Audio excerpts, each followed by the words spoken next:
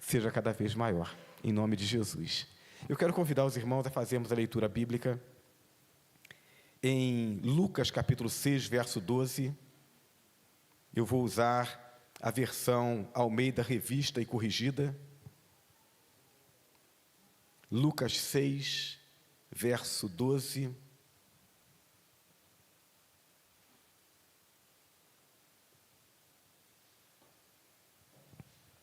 O texto nos diz assim: e aconteceu que naqueles dias subiu ao monte a orar, e passou a noite orando ou em oração a Deus. Que Deus abençoe a leitura da sua palavra.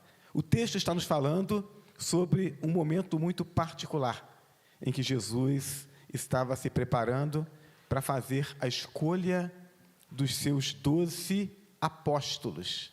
Entre os tantos seguidores e entre os tantos discípulos, Jesus escolhe 12 para serem apóstolos. E ele passa uma noite inteira em oração. Jesus, o Filho de Deus, investia tempo em oração. Precisamos fazer o mesmo. Feche seus olhos, vamos orar. Ó Deus Todo-Poderoso que está nos céus, nós pedimos ao Senhor que nos ajude nessa caminhada de crescimento espiritual. Porque às vezes nós acreditamos que a qualidade da nossa vida espiritual, ela depende do quanto nós temos de conhecimento teórico, ou do quanto nós podemos convencer os outros desse conhecimento que temos. E às vezes nos esquecemos de que vida cristã não é ambiente acadêmico. Vida cristã é vida prática, é caminhada com o Senhor, é um estreitar da comunhão com o Senhor, é uma vida de dependência do Senhor para que o Senhor viva através de nós. Então ajuda-nos nesse entendimento, Senhor. E nessa manhã desperta-nos para a importância de estarmos vivendo momentos de qualidade na Tua presença em oração.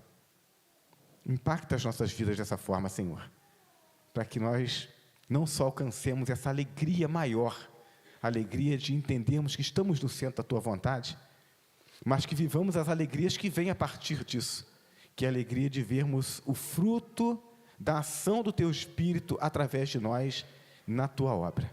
Então fala aos nossos corações nessa manhã. Nós oramos em nome de Jesus. Amém? Muito bem, meus irmãos, como eu disse, o texto nos dá conta da noite que antecedeu a escolha dos 12 discípulos que estariam nessa caminhada mais íntima com Jesus, a fim de se tornarem os seus apóstolos, aqueles que estariam sistematizando todos os ensinos de Jesus, transformando-os em doutrinas e em orientação para a igreja. O que eu quero destacar aqui é o fato de Jesus ter passado uma noite inteira em oração. Então, Jesus passou no mínimo de 6 a 8 horas em oração. E aí a gente pensa assim, olha aí, olha a origem, aí, o princípio da nossa vigília de oração, né? Então, havia, claro, uma questão muito específica, né? Dentre os muitos seguidores, ele deveria escolher 12, mas mesmo assim, ele passou de 6 a 8 horas sozinho, ele com Deus. Não tinha, como a gente costuma fazer nas vigílias, né? Dinâmica de grupo, não tinha nenhuma atividade recreativa, não tinha parada para café. Jesus passou de 6 a 8 horas falando com Deus, meditando, pedindo direção ao Senhor, pensando naquelas pessoas que conviviam com ele, que estavam com ele já há algum tempo, para que Deus pudesse dar a ele a direção para escolher aquelas pessoas. Quando nós atentamos para as páginas das Escrituras, nós percebemos que a oração ocupava parte importante no ministério de Jesus e também posteriormente na vida da igreja. Então, Jesus iniciou seu ministério com 40 dias de jejum e oração. Ele, após ser batizado, ele é conduzido pelo Espírito ao deserto, e ele passa 40 dias sozinho, em jejum e oração. Por inúmeras vezes ele deixava a companhia dos discípulos para estar a sós com o Pai em oração. Ao longo do seu ministério todo ele fez isso várias vezes. Antes de ser preso, ele buscou o Pai em oração, ele já sabia o que ia acontecer, e ele busca a Deus em oração para pedir direção, para pedir um fortalecimento, para que ele pudesse cumprir a missão que Deus, o Pai, havia confiado a ele. Após sua ressurreição e ascensão, ele, tendo orientado os discípulos ficam reunidos por cerca de 10 dias, em oração, aguardando a vinda do Espírito Santo. E a igreja descrita em Atos capítulo 2, perseverava em oração. Nos momentos de luta e desafio da igreja, a igreja multiplicava seus esforços em oração, como, por exemplo, quando Pedro estava preso, já na iminência de ser martirizado. E a igreja ora e Deus opera o milagre. E Paulo incluiu a oração como parte da armadura de Deus para a batalha espiritual, quando ele escreve aos Efésios no capítulo 6. Nós estamos falando, portanto, sobre algo que Deus quer que nós façamos, sobre algo que Jesus nos deu como exemplo de fazer, de prática, como algo que a igreja lançou mão para que pudesse prosperar. Concluímos, então, que a oração é ferramenta indispensável para o nosso viver cristão, tanto no que diz respeito às nossas tomadas de decisão, na nossa segurança através da comunhão com Deus, quanto para resistir às investidas do diabo e promover o crescimento do reino de Deus. Para tudo que nós quisermos fazer, entendendo que é a vontade de Deus para as nossas vidas, nós precisamos fazê-lo a partir da oração. Mas como é que a gente investe tempo em oração? Como é que a gente faz para passar mais de 5 minutos, 10 minutos, 15 minutos, meu Deus, 15 minutos orando? Ajoelhei ali na cama, orei pela igreja, orei pelos meus parentes, orei pelos meus colegas de trabalho, orei por um monte de coisa, quando eu abri os olhos, tinha passado 5 minutos, 10 minutos. Como é que a gente faz para poder gastar mais tempo, investir mais tempo em oração? E para aqueles que perguntam se de fato nossas orações precisam durar mais do que esse tempo, devemos lembrar de que Deus já sabe o que nós precisamos, e já sabe aquilo que pretendemos pedir, mesmo antes de que haja uma palavra na nossa boca. Deus já sabe. Então, a minha oração não é uma ferramenta para eu informar Deus aquilo que Ele ainda não sabe. O que Deus espera é que, através da oração, nós busquemos relacionamento com Ele, relacionamento profundo com Ele, relacionamento que nos leve a conhecê-lo, a conhecer o coração de Deus, até para que os nossos pedidos e para que as nossas ações estejam alinhadas à vontade de Deus. Através da reflexão dessa manhã, nós vamos procurar entender como a oração deve ser dividida. E aí eu quero já assim dar uma espetada em você, Você que não tem conseguido vir na quarta-feira, eu quero desafiar você a tentar dar uma ajustada na sua agenda. Você que não tem problema com a agenda, mas que não tem atentado para a importância de estar aqui na quarta-feira, eu quero desafiar você a fazer esse esforço e a estar presente. Você que definitivamente não tem como vir na quarta-feira, eu quero desafiar você a entrar lá no aplicativo ou entrar no canal do YouTube da igreja e assistir às exposições a respeito da oração que a gente tem feito. O desafio é que a gente aprenda a colocar em prática a oração, mais do que ter conceitos sobre oração. Eu ouvi uma palestra de um professor de educação física, há um tempo atrás.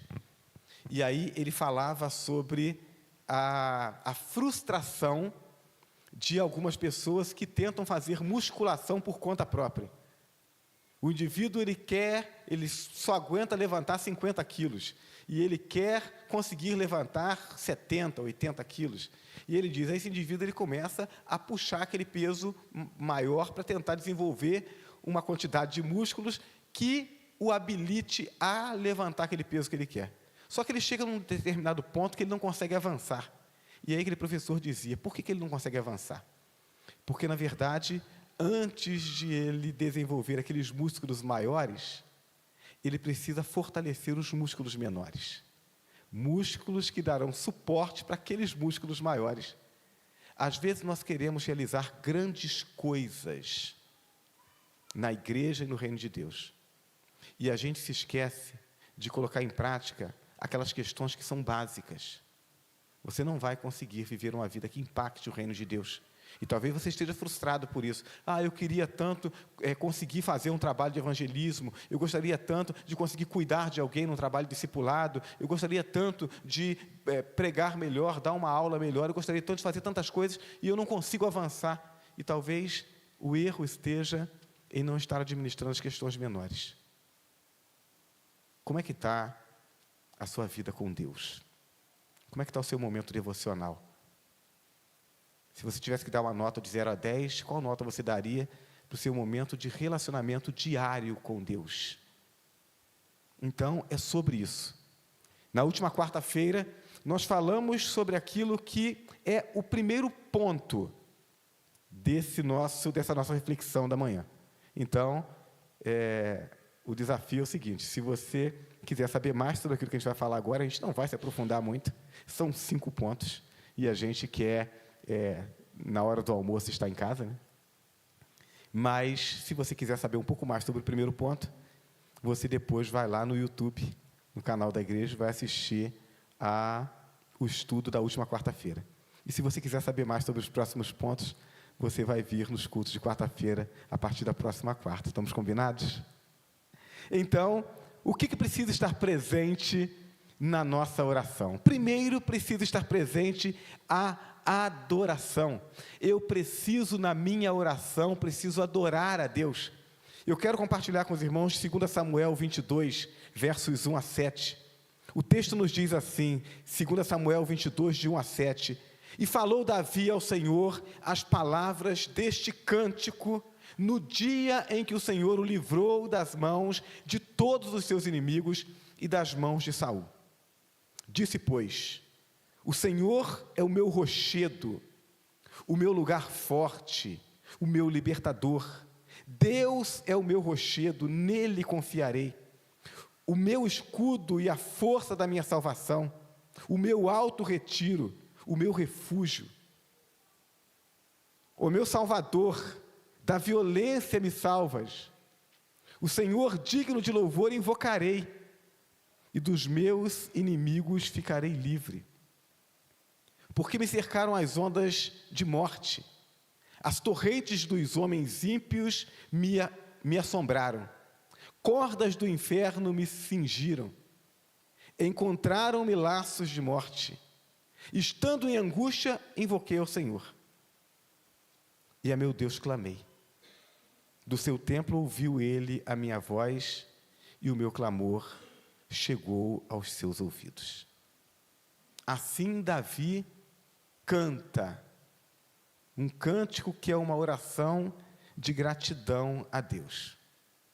Essa é a parte da oração através da qual você fala para Deus o que Ele é para você. É quando você traz à memória não só aquilo que você vivenciou, mas aquilo que você leu nas Escrituras a respeito de quem Deus é. E você, então, declara para Deus isso. Esse primeiro momento, quando Jesus ensina a oração do Pai Nosso, ele começa a oração dizendo, Pai Nosso que estás no céu, santificado seja o teu nome. Jesus está falando quem Deus é, onde Ele está, o seu domínio. Quando eu oro, eu preciso trazer isso à minha memória e trazer isso aos meus lábios.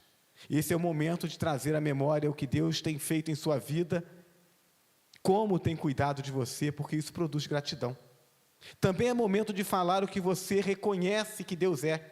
através do que as Escrituras têm revelado a você. Nosso Deus é o Eterno, é o Todo-Poderoso, é também o Jeová Jireh, o Deus provedor. Ele é o Emanuel, o Deus conosco, que não nos deixa só. O que mais Deus é? O que você sabe sobre Deus? O que você tem experimentado de Deus em sua caminhada? O desafio nesse momento inicial da oração é eu estar falando isso com Deus. Como eu tenho dito, a gente tem uma mania terrível de lembrar daquilo que deveria esquecer e esquecer daquilo que a gente nunca deveria esquecer, devia sempre lembrar. A gente precisa trazer à nossa memória aquilo que Deus tem nos revelado pela sua palavra e que a gente ora e que aquece o nosso coração, mas trazer à memória também aquilo que Deus tem nos revelado através da sua ação na nossa vida, aquilo que nós temos experimentado. Dar aquela olhada para trás, dar aquela olhadinha pelo retrovisor da nossa vida e olhar onde Deus atuou, onde Deus fez diferença, para que a gente possa, nesse primeiro momento de oração, estarmos trazendo isso à memória. Quando eu trago à memória aquilo que Deus fez no passado, eu encho o meu coração de esperança e de segurança de que o Deus que cuidou de mim do passado continuará cuidando no presente e cuidará no futuro. Então, o primeiro momento, a primeira parte da oração, precisa ser essa adoração e essa ação de graça. O que mais precisa estar presente na minha oração? Precisa haver confissão. Se eu não me confessar, se eu não reconhecer os meus pecados, eu não vou tomar a iniciativa de removê-los da minha vida. Irmãos, a gente não precisa se lembrar detalhadamente de todos os pecados que nós cometemos naquele dia ou no dia anterior, se o seu hábito é ter esse momento de oração na parte da manhã. Você não precisa se lembrar detalhadamente de cada tropeço, você não vai nem lembrar. Mas você precisa se lembrar daqueles pecados que estão instalados, para que você possa colocá-los diante de Deus. Salmo 139, versos 23 e 24. O salmista diz: sonda-me, ó Deus, e conhece o meu coração. Prova-me e conhece as minhas inquietações. Vê se em minha conduta há algo que te ofende, e dirige-me pelo caminho eterno. Não podemos ter um relacionamento íntimo com Deus, que é o todo santo, e mantermos pecados ocultos em nossa vida. Não tem jeito, irmãos. Então eu tenho dito isso, e esses dias eu ouvi uma pessoa falando exatamente isso, compartilhando comigo exatamente isso, pastor, a gente vai orar, e se a gente está com alguma coisa que está desajustado da vontade de Deus, seja algo que a gente está fazendo, ou algo que a gente deveria fazer e não está fazendo, como, por exemplo, liberar perdão a um irmão. Se a gente sabe que tem que fazer e a gente não faz, aquela conversa com Deus, ela não rola. Eu passo por Deus e dou um oi para Ele, mas eu não consigo parar para conversar com Ele. Por quê? Porque para eu parar para conversar com Ele, eu tenho que colocar aquilo diante dEle. E aí eu tenho que resolver. E se eu não quero resolver, então eu naturalmente fujo desse momento. Precisamos confessar nossos pecados. Precisamos lembrar que pecado não é aquilo que eu faço, aquilo que eu acho ou sinto que é errado. Pecado é aquilo que a Bíblia diz que é errado. Então, eu posso ter uma opinião diferente da de Deus. O que eu não posso é achar que a minha opinião está certa. Então tem algumas coisas que a gente olha, a gente fala assim, eu me lembro de um irmão, saudoso irmão Elier, já está na glória com o Senhor, ele de vez em quando me procurava, vendo o final do culto, ou naquele intervalo entre a escola bíblica e o culto, e aí ele vinha com um texto lá, pastor, eu estive lendo esse texto aqui, eu acho que esse texto aqui devia estar escrito diferente. Aí eu dizia, meu irmão, bate um papo com o autor, a gente não tem o que fazer, mas ele tinha assim, a cabecinha assim meio infantil, um coração que maravilhoso, mas uma cabeça meio infantil, de vez em quando ele falava isso. E às vezes a gente olha algumas coisas e diz assim, né? Se eu fosse Deus, eu faria diferente. Graças a Deus que não somos Deus. Eu posso ter uma opinião diferente daquilo que a Bíblia está dizendo a respeito de alguma coisa. Mas eu preciso entender que quem escreveu esse livro, quem inspirou esse livro, é o meu Senhor, o meu Criador. Então, quando a gente tem dúvidas sobre algum tema bíblico, a gente ora a Deus, pede a Deus direção, lê outros textos correlatos, pergunta para alguém. Agora, depois que eu tenho convicção daquilo que a Bíblia está dizendo, é isso mesmo? Então não tem mais discussão. Me cabe apenas obedecer. Então, pecado é aquilo que Deus diz que está errado, e eu preciso me ajustar. É preciso vasculhar o coração e, na medida em que encontrar ações ou omissões contrárias à vontade de Deus, bem como ofensas cometidas ou ofensas não perdoadas, é preciso colocar diante de Deus e pedir perdão. E se Deus, e se você não sente vontade de deixar o erro, e isso não é incomum, eu cometo um pecado, e ele é bom, se pecado fosse ruim, ninguém cometeria, e aí eu tomei consciência de que está errado, mas o meu coração quer. Eu preciso pedir a Deus para que Deus me ajude. Senhor, eu preciso abandonar isso.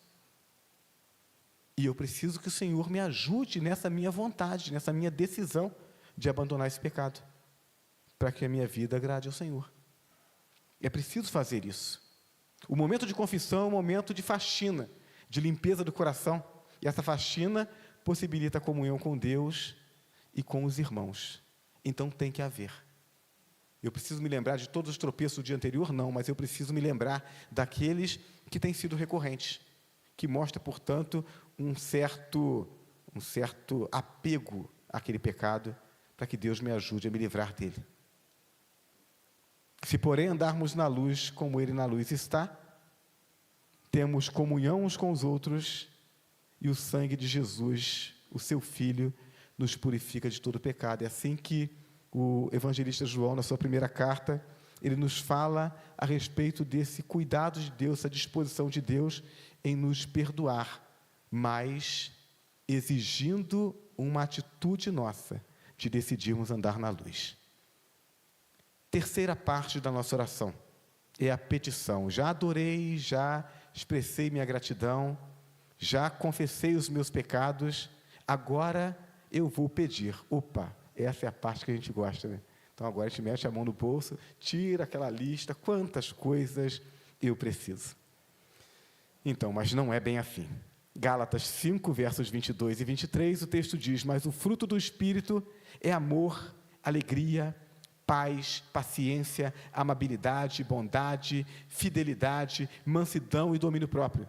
Contra essas coisas não há lei.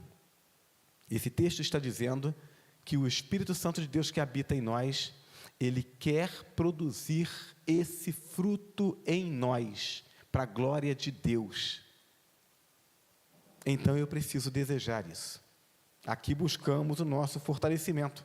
Portanto, não há lugar aqui para pedidos infantis e que nada tem a ver com o nosso desafio em relação ao reino de Deus e aos propósitos e alvos que Ele tem para a nossa vida. Meus irmãos, nós estávamos sem vida. Eu digo isso assim com uma preocupação que cresce no meu coração, quando no dia a dia eu olho para o comportamento dos evangélicos do nosso tempo. É como se ingressar na fé cristã fosse como receber um cartão premiado ou um cartão de crédito sem limites, e agora eu passo o cartão e aquilo que eu quero vem. E na verdade o que a Bíblia diz é que eu estava morto. Eu estava no caminho da condenação eterna, e Deus estende o seu amor a mim na pessoa de Jesus Cristo, e Ele me alcança e me traz para o reino dEle. E o que Ele espera a partir disso é que o meu coração, grato por entender o amor dEle, a grande obra salvadora dEle, eu agora me coloco à disposição dEle e diga: Senhor, agora o que é que eu posso fazer? O que é que o Senhor deseja que eu faça? Para que a minha vida expresse a minha gratidão. Quando nós vamos em oração, clamar a Deus, fazer esse momento de petição, eu preciso ter isso em mente. Eu quero pedir aquilo que vai me ajudar a expressar a minha gratidão a Deus. É aqui que pedimos o aperfeiçoamento do caráter, através do desenvolvimento do fruto do Espírito. É aqui que pedimos o desenvolvimento dos dons, e buscamos com zelo os melhores dons. É isso que a Bíblia me diz. Eu quero que o dom, ou os dons do Espírito Santo, o dom é a salvação, a presença dele, o Dorian. Mas eu quero também o carisma, eu quero os dons que me habilitam a trabalhar para edificar a igreja de Cristo, para promover o seu reino. E eu quero que Deus me aperfeiçoe nos melhores dons, aqueles que me ajudam a lidar com a palavra de Deus. Por quê? Porque se você tem o dom que está ligado com a música, você vai utilizar a música para poder promover a adoração a Deus, mas você vai ter contato com pessoas que serão atraídas a você por causa da música, mas que desejarão conhecer mais de Jesus, e você precisará falar com eles, expor a palavra para ele. Então precisamos orar para isso, para que Deus nos aperfeiçoe no sentido de que possamos servir melhor. Buscamos a autodisciplina, que nos leva ao exercício dos hábitos espirituais. Senhor, eu não tenho conseguido me disciplinar na minha oração, na minha devocional diária. Eu tenho permitido que outras coisas roubem o meu tempo. Eu preciso que o Senhor me ajude nesse sentido. São pedidos para que Deus me aperfeiçoe naquilo que realmente é importante. E é aqui também que pedimos por nossa saúde, por nossas finanças, por nossa família, porque problemas nessas áreas são obstáculos para fazermos a obra de Deus. Então, sim, eu estou aqui, congestionado, pouquinho antes do culto, aí deu aquela falta de ar, alergia atacada. Eu tenho orado a Deus para que Deus me ajude a encontrar uma solução para isso. Já tinha conseguido ajustar a alergia lá em Valença, custei tanto para ajustar lá, aí mudei para cá, desajustou tudo de novo. Aí eu não sei se é poeira, eu não sei se é falta de sol em casa, eu não sei se é alguma coisa que eu estou comendo, não sei o que é. Preciso que Deus me ajude a ajustar isso de novo. E eu peço, por quê? Porque com mais vigor eu sirvo melhor. Então, não tem problema nenhum eu pedir a Deus por saúde, eu pedir a Deus para organizar as minhas finanças, para que eu possa ter administração melhor das minhas finanças, eu possa contribuir melhor para o reino de Deus. Não tem problema nenhum de eu orar pela minha família, mas eu preciso fazer dessa oração algo que vá me levar a servir aos propósitos de Deus, porque eu fui alcançado para isso. Não fui alcançado para que a satisfação dos meus caprichos seja alcançada. Então, quando nós pensamos nesse momento de petição, precisamos pensar nisso. Quarta parte. Olha, pastor, já não dá mais, nessas 3 primeiras, já não dá para fazer mais em 5, 10, 15 minutos. Pois é, mas ainda tem mais. Intercessão. Agora, eu vou orar pelos outros. Filipenses 1, verso 9, essa é a minha oração. Que o amor de vocês aumente cada vez mais em conhecimento e em toda percepção. Paulo está dizendo para aqueles irmãos lá na cidade de Filipos que ele investia tempo intercedendo por eles. A intercessão é a oração que você faz em favor do outro. É o clamor que você ergue e o tempo que você investe buscando a ação de Deus na vida do outro. E o que é que você pede aqui? Podemos e devemos interceder pela saúde, pela oportunidade de emprego, pela segurança física, pelas essas necessidades que são evidentes na vida das pessoas que lidam conosco no dia a dia, particularmente dos nossos irmãos. Mas qual a maior necessidade de todo ser humano? A maior necessidade é uma vida ajustada com Deus, na qual se cultive um relacionamento íntimo com o Senhor, compreenda a vontade do Senhor e viva uma vida santa. Devemos então pedir que o Senhor lhes conceda sabedoria, entendimento, maturidade, para que se conduzam devidamente diante dos desafios, provações e sofrimentos que estejam enfrentando. Eu tenho desejado, meus irmãos, que a nossa igreja se aprofunde nessa intimidade com Deus em oração. A gente quer que muitas coisas aconteçam. A gente quer que a nossa igreja seja uma igreja mais evangelista. Nós precisamos ser uma igreja mais evangelista. Onde nós estamos, quem nós somos enquanto cidadãos dentro da cidade de Juiz de Fora, nós deveríamos ter nos nossos cultos mais visitantes não crentes do que temos tido. Nós deveríamos ter mais conversões do que temos tido. Então, eu tenho desejado, tenho colocado isso diante de Deus, mas eu tenho entendido que isso não vai acontecer enquanto esse incômodo não começar a ser produzido de dentro para fora. Quando eu falo com os irmãos, o incômodo é de fora para dentro. Mas na medida em que nós estreitarmos nossa comunhão com Deus, na medida em que nós gastarmos mais tempo com Deus em oração, na medida em que nós aprofundarmos essa relação, o Espírito Santo de Deus começará a nos incomodar de dentro para fora. E aí a gente não vai mais ser capaz de chegar lá na padaria, pedir o pão, olhar para a pessoa que nos está atendendo, saber que ela não conhece Jesus Cristo e apenas pegar o pão e ir embora para casa sem nos incomodarmos com ela. Mas isso só vai acontecer depois que o incômodo começar a ser produzido dentro do coração, e só o Espírito Santo pode fazer isso. E a gente só vai se tornar sensível a isso na medida em que nós investirmos tempo em oração. Então, sim, eu tenho intercedido incansavelmente pela vida dos membros dessa igreja, para que Deus nos leve, eu me incluo nisso, para que Deus nos leve a um relacionamento mais profundo com Deus. A intercessão também deve ser praticada em favor daqueles que ainda não estão trilhando o caminho da salvação. Eu preciso orar para que as pessoas se convertam. Veja só, em 2 Coríntios capítulo 4, verso 4, a Bíblia diz assim: o Deus dessa era cegou o entendimento dos descrentes, para que não vejam a luz do Evangelho da glória de Cristo, que é a imagem de Deus. O texto está dizendo que o diabo cegou o entendimento das pessoas. Aí eu falo, explico, e eu falo, bom, agora falei tudo direitinho, é impossível que a pessoa não queira Jesus. Você pergunta assim, e agora, você quer Jesus? Não, não quero. Não, agora não. E aí você fala, como assim? A Bíblia diz, o Deus desse século, o Deus dessa era, cegou o entendimento das pessoas.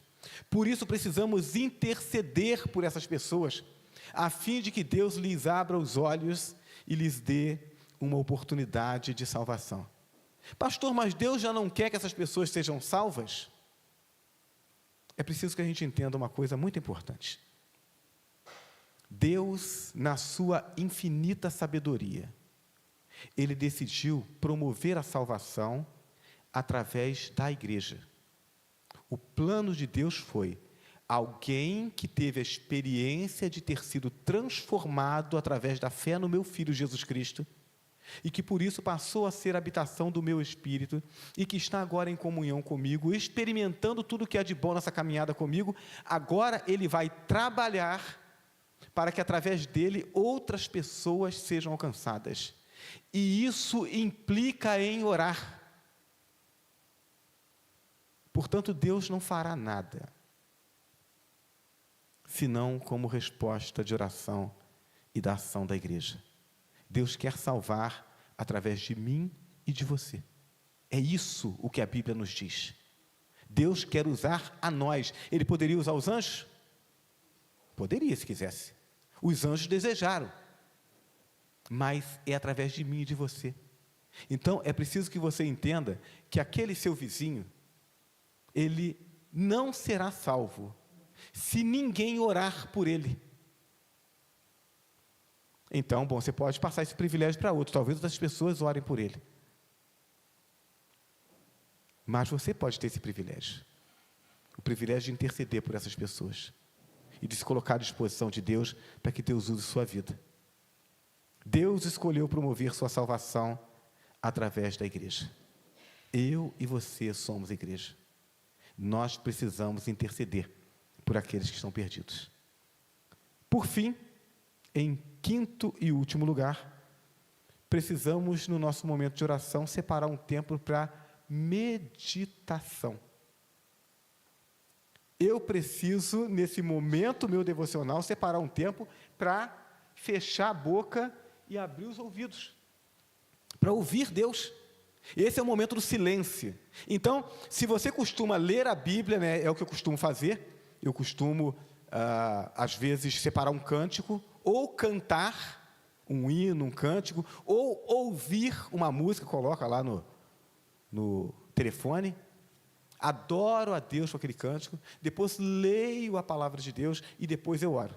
Tem gente que gosta de fazer o contrário, gosta de orar primeiro e depois ler. Então, não importa qual seja a ordem, o que é importante é que depois que você orou, se leu a Bíblia antes ou então se leu a Bíblia depois, acabou de fazer isso, você precisa se colocar em silêncio.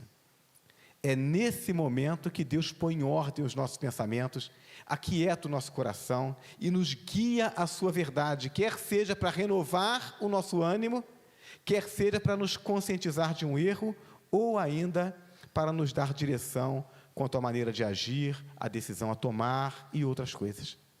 Então, eu preciso parar, ficar em silêncio, ouvir Deus. Que experiência boa fazer isso, irmãos. Agora, diante de tudo isso, eu começo a entender que se a minha oração, se o meu tempo devocional está sendo de 5, 10, 15 minutos, então eu definitivamente não estou fazendo isso direito. Precisamos pedir a Deus que nos ajude a fazer isso direito. Quando oramos dessa forma, descobrimos uma grande alegria e satisfação nos momentos de oração. E o dia em que nós não conseguimos fazer, porque isso é o extraordinário, depois que você instala esse hábito de oração e você consegue viver esse momento de intimidade com Deus, o dia que alguma coisa entra, atravessa o seu momento devocional e você não consegue fazer, fica um vazio. Porque agora você tem saudade desse momento. Você tem saudade desse lugar de comunhão com Deus, de ouvir Deus, de desfrutar de Deus. Deus quer isso para cada um de nós. Quando oramos assim, se cumpre o propósito da oração, pois investimos tempo conversando com o nosso Pai Celestial e estreitamos comunhão com Ele. Então, que Deus nos ajude a colocarmos isso em prática, entendendo que quando a gente começa a fazer, parece mecânico.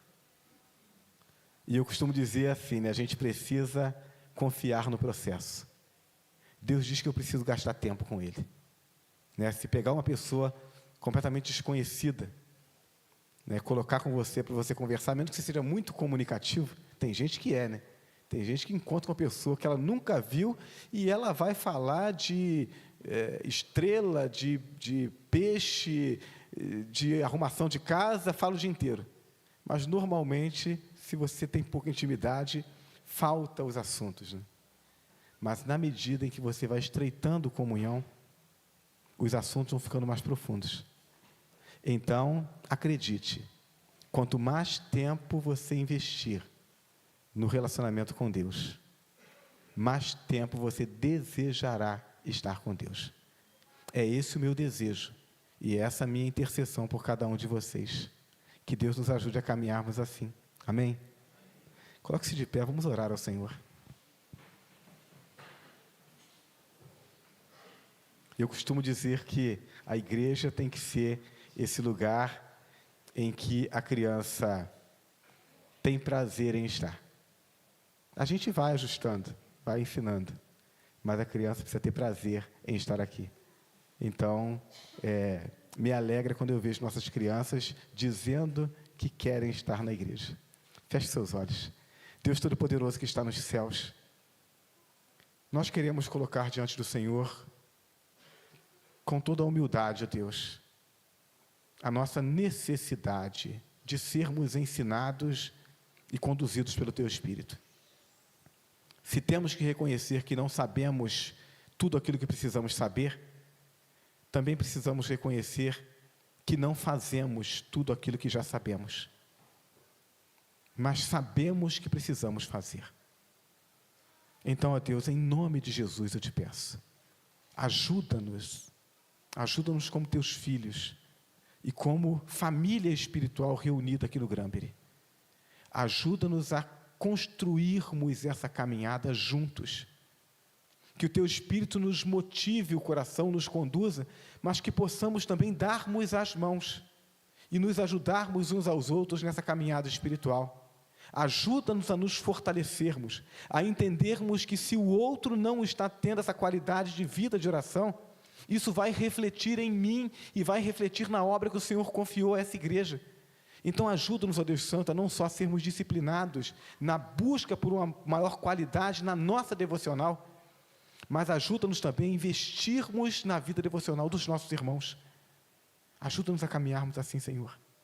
E então leva-nos a um mergulho mais profundo na nossa intimidade contigo, para que o resultado disso seja uma vida cristã eficaz em tudo aquilo que o Senhor tem proposto para nós. Abençoa-nos dessa forma, Senhor. Nós oramos em nome de Jesus. Amém. Vamos adorar ao Senhor com mais um cântico.